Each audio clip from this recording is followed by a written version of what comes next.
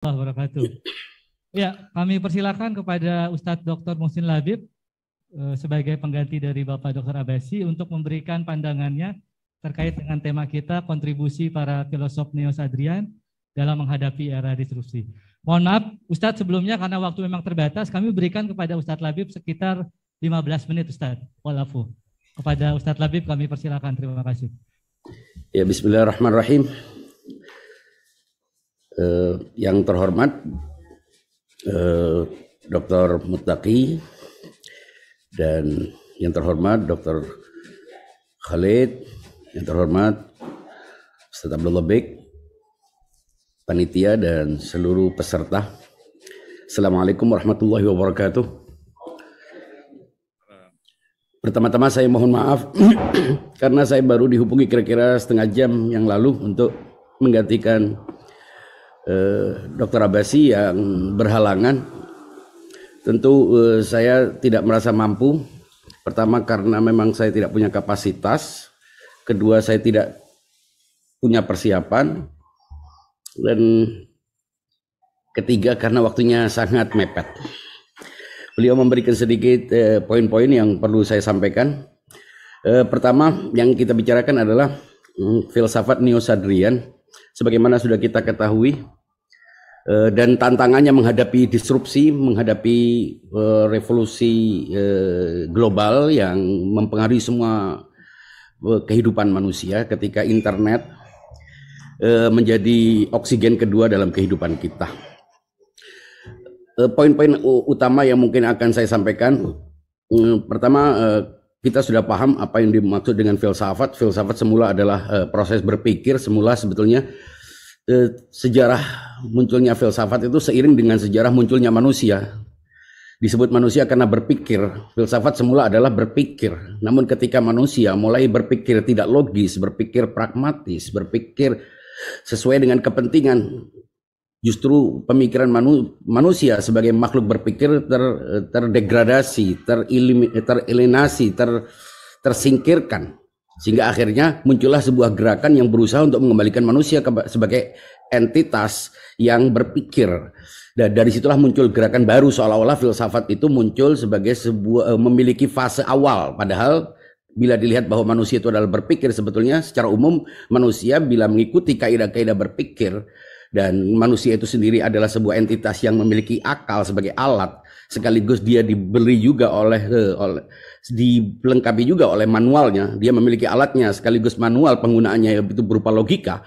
Maka akhirnya manusia harus dikembalikan. Disitulah muncul gerakan yang berusaha untuk melawan ketika kepentingan manusia sudah menjadi sebuah sistem yang direpresentasi oleh kaum sofis. Maka muncullah gerakan perlawanan terhadap sofisme yang menjadi sistem dalam memahami realitas, dalam mempengaruhi perilaku manusia atas dasar kepentingan. Nah, filosofia adalah sebuah gerakan untuk mengembalikan manusia kepada posisinya yang sublim, yaitu manusia sebagai entitas yang berpikir yang sistematis, yang logis. Dari situlah karena sebagai sebuah rintisan muncullah perbedaan-perbedaan dalam merumuskan pola berpikir yang logis itu.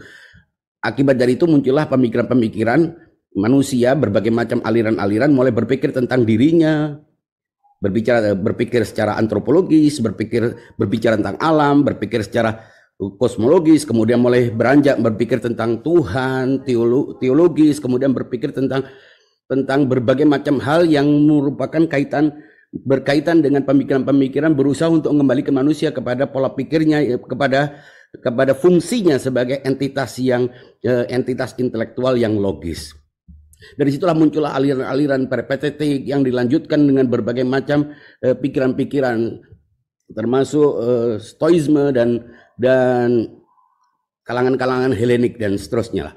Sampai fase itu berakhirlah apa yang disebut dengan munculnya Thales, Socrates, Plato, Aristoteles, hingga berakhirnya fase Yunani awal ketika Romawi masuk ke dalam Yunani dan menguasai Bizantium, menguasai semua aset-aset intelektual Yunani, dan muncullah sebuah fase kedua yaitu filsafat skolastik, ketika agama sudah mulai masuk sebagai dasar justifikasi terhadap pemikiran-pemikiran intelektual. Sampai sefase itulah muncullah agama dan filsafat menjadi sebuah jalinan yang akhirnya menjadi sebuah rezim yang despotik dan diktator selama sekian abad di barat, di Eropa. Lalu muncullah pemberontakan terhadap itu. Nah, kita pernah tahu di dalam filsafat skolastik tokoh-tokoh pemikir filsuf yang juga berkontribusi terhadap pemikiran teologi seperti Anselmus, Thomas Aquinas dan lainnya, sampai akhirnya muncullah pemberontakan yang disebut dengan era Renaissance atau Aufklärung, pemikiran barat yang menolak metafisika dan semua narasi-narasi filosofis yang abstrak. Diawali oleh munculnya rasionalisme, kemudian empirisisme, kemudian positivisme, kritisisme, dan akhirnya filsafat memasuki era ambigu ketika sudah tidak lagi menjadikan filsafat sebagai sebuah dasar untuk memahami persoalan-persoalan secara global, tapi sudah dibonsai menjadi gagasan-gagasan khusus yang menandai munculnya eksistensialisme, romantisme, dialektika Hegel, dan seterusnya sampai mencapai titik jenuh ketika Barat memasuki era kolonialisme. Disitulah muncul pemberontakan dan lahirlah pemikiran anti terhadap pemikiran-pemikiran yang telah dianggap sebagai cikal bakal munculnya peradaban baru di Eropa. Lalu muncullah era postmodernisme dengan mendekonstruksi semua definisi-definisi pemikiran-pemikiran barat yang dianggap sudah mengeliminasi manusia sebagai sebuah makhluk sosial. Muncullah gagasan tentang itu di Jerman, di Prancis yang biasa kita sebut dengan mazhab Frankfurt atau lingkaran Wiener atau poststrukturalisme di Prancis, sampai hadirnya pemikir-pemikir yang paling terbaru seperti Baudrillard yang mempertanyakan perilaku manusia karena sudah memasuki era algoritma dan dipengaruhi oleh simulakrum yang diciptakan untuk mengasingkan manusia dari realitas sejati. Hingga sekarang muncullah di mana ketika internet dan sosial media menjadi bagian tak terpisahkan dari kehidupan manusia. Nah, dari situlah realitas makin mengalami persoalan-persoalan. Ketika kembali kepada filsafat Islam, di manakah posisi filsafat Islam? Tentu kita semua tahu bahwa filsafat Islam muncul karena tidak hadirnya otoritas dalam memaknai teks-teks dan narasi agama. Ketika otoritas itu tidak menjadi jelas, maka kemudian diambillah apa yang terjadi di Barat untuk menjadi juri dalam menyelesaikan persoalan-persoalan yang terkait dengan ketuhanan dan persoalan-persoalan kalam. Sehingga akhirnya mulailah proses penerjemahan oleh Al-Kindi dari karya-karya Barat, kemudian dilanjutkan oleh Al-Farabi dengan pengembangan, dan akhirnya menjadi sebuah pemikiran baru di tangan Ibnu Sina, menjadi sebuah filsafat perpetetik yang khas, tidak lagi mengadopsi pemikiran Yunani. Di tangan Al-Farabi, filsafat Islam berkontribusi, perpetetik Al-Masyaiyah berkontribusi untuk menyemaikan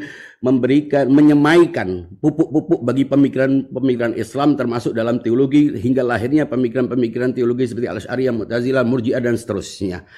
Dan kemudian ketika filsafat Islam, filsafat perpetetik dianggap bertentangan dengan doktrin agama, terutama dalam persoalan maddah, persoalan sistem penciptaan alam, iluminasi, dan beberapa pandangan-pandangan yang dianggap bertentangan, terutama tentang ma'ad, maka filsafat pun akhirnya dianggap sebagai musuh oleh kalangan mainstream yang dianggap sebagai upaya untuk mendekonstruksi status quo yang berkembang di tengah umat Islam. Sampai di situ filsafat pun ditutup, apalagi disahkan sebagai sebuah pandangan yang bertentangan dengan Islam, hingga muncullah fatwa atau pandangan Al-Ghazali yang mewakili pandangan mainstream ketika filsafat dianggap sudah tidak lagi bisa dianggap sebagai bagian dari literatur Islam.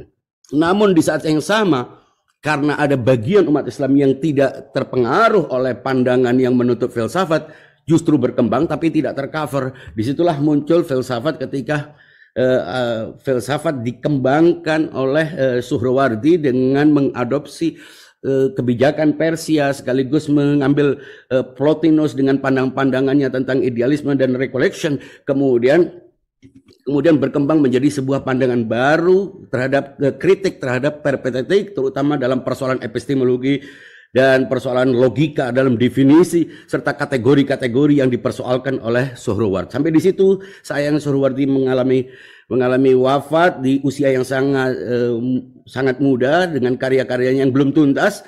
Tapi bagaimanapun juga ia merupakan salah satu dari sintesa, bisa dianggap sebagai antitesa dari pemikiran perpetetik yang cenderung lebih menitik beratkan kepada persepsi indrawi sebagai dasar dalam membangun epistemologi dalam filsafat perpetetik, terutama dalam Asy-Syifa dan karya-karya muridnya Bahmaniyar. Kemudian dari situlah selama sekian fase sebetulnya filsafat sempat mengalami kemunduran, bisa dianggap agak mengalami masa kebekuan, meskipun ada studi-studi filsafat yang tidak terlalu populer di filsafat, hingga ketika Safawiyah berkuasa dan mulailah apresiasi terhadap pemikiran-pemikiran filsafat mulai dikembangkan, muncullah para filosof-filosof sedikit demi sedikit, dan akhirnya dari Mirdamat muncullah pemikir-pemikir seperti Mullah Sadra, kemudian Badku, kemudian Zununi, dan beberapa pemikir-pemikir yang mengembangkan filsafat Mullah Sadra sekaligus mengkritiknya. Disitulah muncul hikmah muta'aliyah. Meskipun sempat muncul, tapi sebetulnya tidak mendapatkan apresiasi yang luas karena kecenderungan masyarakat Hauzah, terutama pemikiran Islam saat itu, sedang mengembangkan pemikiran fikih yang lebih diperlukan pada saat itu menurut sebagian umat. Nah, tapi hikmah muta'aliyah sedikit demi sedikit dikembangkan, terutama ketika di tangan Sabzawari dia mengalami sebuah dia memberikan sebuah komentar penjelasan yang cukup bisa mengharmoniskan antara filsafat dan irfan, begitu juga bisa terkait dengan beberapa pemikiran-pemikiran Islam klasik tekstual. Hingga filsafat pun diajarkan sepelan-pelan di Hauzah, bukan bagian dari studi yang dianggap penting. Sampai munculnya sebuah di tangan Alam Tabatabai, ketika Tabatabai mulai didatangi oleh beberapa pelajar yang hendak mempelajari filsafat. Disitulah dia menulis Bidayatul Hikmah, Nihayatul Hikmah, yang akhirnya ternyata menjadi booming dan digemari oleh banyak pemikir, oleh pelajar-pelajar, sehingga akhirnya filsafat pun masuk sebagai bagian dari studi Hauzah meskipun tidak mendapatkan porsi sebagaimana mestinya. Ketika revolusi terjadi, disitulah filsafat justru mendapatkan tempat, bahkan berdiri sejajar dengan pelajaran-pelajaran ulum naqliyah. Alam Tabatabai mampu menghadirkan pemikiran filsafat Mullah Sadra dengan pendekatan-pendekatan modern, sehingga tidak sedikit orang-orang yang kemudian mempelajari Syiah. Ini harus disebutkan bahwa salah satu ciri khas dari hikmah muta'aliyah menggabungkan antara irfan, pemikiran perpetetik, juga mengambil pandangan-pandangan yang ada dalam Suhrawardi, juga memasukkan narasi-narasi kesucian yang diambil dari Nahjul Balaghah, dari hadis Rasulullah SAW, juga dari pandangan-pandangan Ali bin Abi Thalib, yang akhirnya hadirlah sebagai sebuah pemikiran Islam khas yang disebut dengan hikmah muta'aliyah. Di tangan Tabatabai itulah hikmah muta'aliyah menjadi sebuah filsafat baru yang disebut sebagai sintesa dari pemikiran filsafat sebelumnya. Disebut dengan filsafat Islam. Kata Islam ini tidak berarti mengacu kepada agama Islam, namun karena dihadirkan, dipelajari di dunia Islam, tapi dia tidak berbasis pada pemikiran Islam sebagai sebuah dasar untuk mempelajari filsafat. Jadi sebutan Islam di sini adalah adjektif yang tidak mereduksi makna filsafat, subjek filsafat yang membicara tentang realitas, berbicara tentang eksistensi secara umum. Sebetulnya ada pembahasan yang lebih detail yang tidak disampaikan oleh Dr. Abbasi, tapi kelihatannya saya tidak akan sempat dengan waktu 15 menit. Beliau memberikan voice note yang mestinya saya sampaikan. Sampai di situ sudah berapa menit ini Pak Wahyu? Sudah 10 menit, Beb. 10 menit, saya harus ngomong cepat ini, mohon dimaafkan.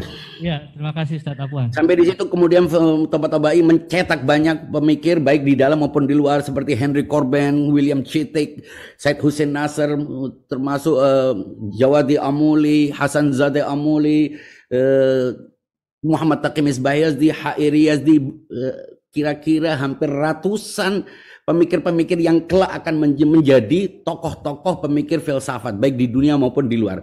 Nah, Syiah waktu itu berkembang sebagai sebuah gerakan pemahaman yang diidentikan dengan politik karena revolusi yang dicurigai sebagai sebuah upaya ekspansi Persia dan Syiah, dan akhirnya justru menghadapi tantangan dan kendala-kendala yang makin parah ketika terjadi peristiwa 9/11, dan akhirnya Syiah justru ditutup karena terlanjur di stigma sesat dan kafir, sehingga dialog dan komunikasi tidak pernah terbuka. Hanya satu celah untuk memahamkan bahwa Syiah berkontribusi terhadap Islam melalui filsafat. Nah, dari situlah orang mulai paham bahwa hikmah muta'aliyah bukan sekedar sebuah sintesa, bukan sekedar sebuah mazhab pemikiran, tapi ia sebuah sistem yang integral, yang komprehensif, yang mendekonstruksi semua pemikiran filsafat sejak Thales sampai sekarang.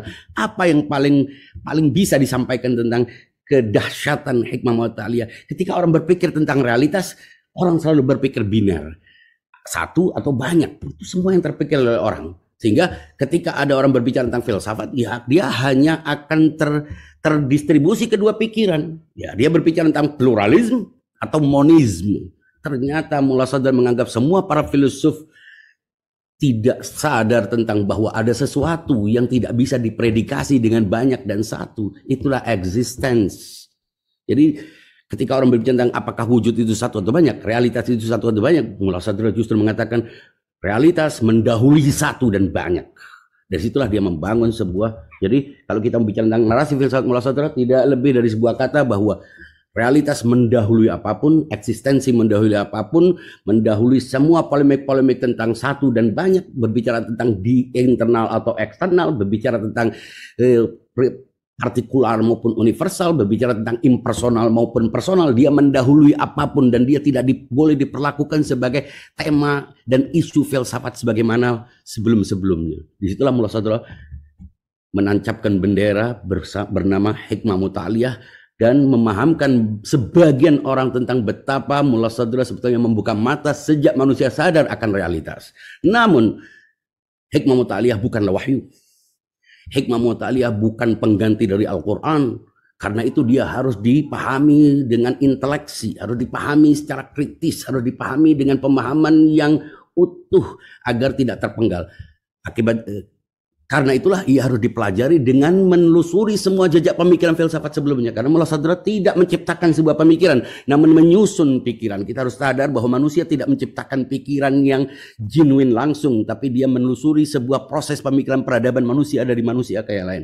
Jadi ketika kita berpikir apakah hikmah muta'aliyah, apakah ada setelah hikmah muta'aliyah, kita bukan berbicara tentang ada atau tidak ada. Ketika manusia berpikir kalau tidak satu adalah banyak, lalu muncul tidak satu dan tidak banyak, atau satu sekaligus banyak, maka tidak ada pilihan ketiga, pilihan keempat. Dari situlah kita memahami bahwa apa yang dihadirkan oleh Mullah Sadar mewakili sebuah proses berpikir yang sublim. Dia adalah final dari sebuah proses berpikir. Namun karena ini dihadirkan dalam masa transisi Al-Asfar Al-Arba'ah, Al-Hikmah Muta'aliyah, dan karya-karya Mullah Sadar itu masih menggunakan pendekatan-pendekatan yang masih terpengaruh oleh pemikiran sebelumnya, frasa-frasa dan terminologi yang belum dirapikan, disitulah perlu pengembangan. Mullah Tabatabai mengembangkannya dengan metode yang jauh lebih kontekstual, lebih relevan ketika dia sudah mulai memahami bahwa persoalan manusia bukan pada ada. Apakah ada sebagai sebuah realitas ataukah ada sebagai sesuatu yang perlu dipahami. Disitulah muncul epistemologi yang kemudian didasarkan tidak hanya pada persepsi indrawi yang dikembangkan oleh para filsuf sebelumnya, juga tidak menggunakan syuhudi yang sangat personal, tapi menggabungkan keduanya dengan memahamkan bahwa semua pengetahuan pada dasarnya adalah sebuah kesadaran inheren dalam diri manusia. Itulah yang disebut dengan ilmu huduri yang kemudian berefek terhadap semua pemahaman-pemahaman di bawahnya.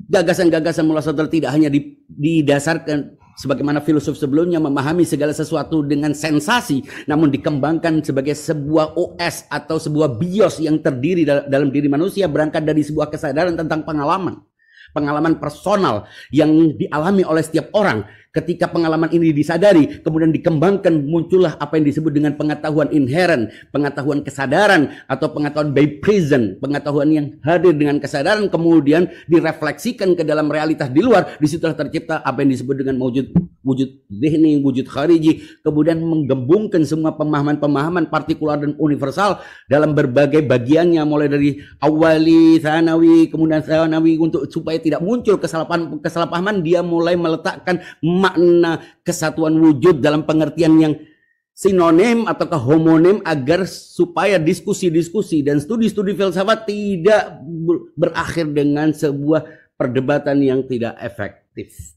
Nah, pemikiran Tabatabai yang juga Imam Khomeini berada di dalamnya dikembangkan oleh murid-muridnya yang masing-masing memiliki pandangan-pandangan yang khas. Kalau boleh saya katakan, neo-Sadrianisme bisa dibagi dalam tiga, yaitu yang mengafirmasi semua pandangan Mullah Sadrah, Tabatabai, yaitu Jawadi Amuli. Kemudian yang mengkritik pandangan Mullah Sadrah yang direpresentasi oleh Muhammad Taqi Bayazdi, tentunya juga yang lain. Dan yang ketiga yang mendekonstruksi. Bukan hanya mengkritik, tapi mendekonstruksi, itu yang direpresentasi oleh Ghulam Riza Fayyazi yang sampai sekarang terus dikembangkan. Itulah kira-kira yang kalau kita bicara tentang bagaimana proses perkembangan filsafat dengan sederhana, saya mohon dimaafkan. Kemudian ketika kita hubungkan dengan realitas saat ini, kita berada di era yang berbeda. Kalau dulu kita membagi wujud itu antara dhihni khariji, maddi dan mujarrad, maka kita sekarang dihadapkan pada dua pilihan ketiga tentang sebuah realitas yang dia berada di barzakh antara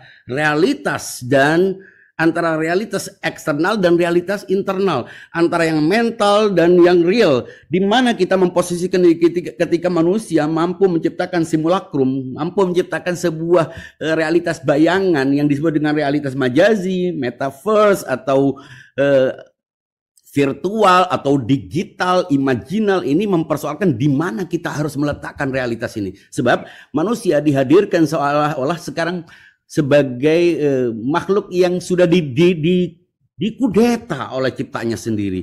Manusia berada dalam matriks ketika dia tidak lagi berfungsi sebagai pencipta, namun dia dieksploitasi sebagai alat-alat yang digunakan oleh ciptaannya sendiri. Manusia tidak lagi kita temukan sebagai produk, sebagai pencipta produk, tapi dia adalah sesuatu yang sebetulnya mulai mengalami alienasi. Manusia sudah tidak lagi berhadapan dengan realitas yang nyata, tapi berhadapan dengan realitas digital. Disitulah manusia mengalami pergeseran nilai, disrupsi mempengaruhi semua manusia. Dia sudah tidak punya malu lagi karena berhadapan dengan monitor. Dia tidak perlu lagi menjaga perasaan orang karena dia berhubungan dengan algoritma. Sehingga terjadilah pergeseran nilai yang begitu dahsyat dalam diri manusia. Mengapa? Karena dia tidak hanya masuk ke dalam pemikiran-pemikiran mahiyah, namun masuk lagi ke dalam algoritma-algoritma yang merupakan bagian dari mahiyah itu sendiri. Karena itu menurut saya yang perlu dilakukan adalah membangun filsafat tidak hanya sebagai mata kuliah, tidak hanya sebagai sebuah ilmu, tapi harus membangunnya tidak hanya sebagai sebuah pandangan dunia. Kalau di pandangan dunia itu berhadapan dengan pandangan dunia lain, tapi sebagai sebuah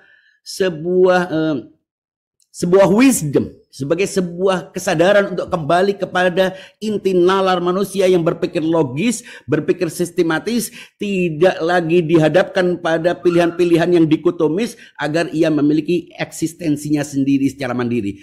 Kira-kira itu yang menjadi tujuan kita, mengapa kita sekarang rela untuk meninggalkan bidang-bidang lain. Mungkin mahasiswa-mahasiswa, peneliti-peneliti di sini terasa seperti aneh, mengapa perlu ada filsafat. Filsafat adalah sebuah gagasan untuk mengembalikan manusia lintas keyakinan, lintas agama, lintas mazhab, untuk bisa berbuat berdasarkan sebuah entitas. Mullah Sadra tidak menawarkan monisme. Kita tidak perlu berbicara tentang bahwa realitas itu satu atau banyak, tapi dia memahamkan bahwa realitas dengan satu dan banyaknya adalah gradual, sehingga kita tidak lagi terjerat dalam dikotomi pluralisme, berbicara tentang adanya intoleransi, berbicara tentang kesatuan wujud, ataukah radikalisme ataukah penolakan terhadap realitas yang satu. Karena Mullah Sadra menganggap sebuah realitas itu gradual, apapun memiliki level-levelnya dalam eksistensi. Nah, selama kita tidak mampu membangun kesadaran tentang eksistensi, maka kita akan menjadi manusia-manusia dalam matriks ketika ia tidak lagi mampu mengendalikan dirinya sebagai human being yang sadar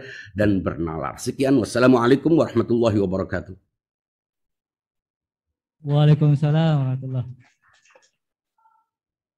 Terima kasih kami ucapkan kepada Ustadz Dr. Labib. Sungguh saya sebenarnya malu mengatakan bahwasanya waktu terbatas untuk Dr. Labib.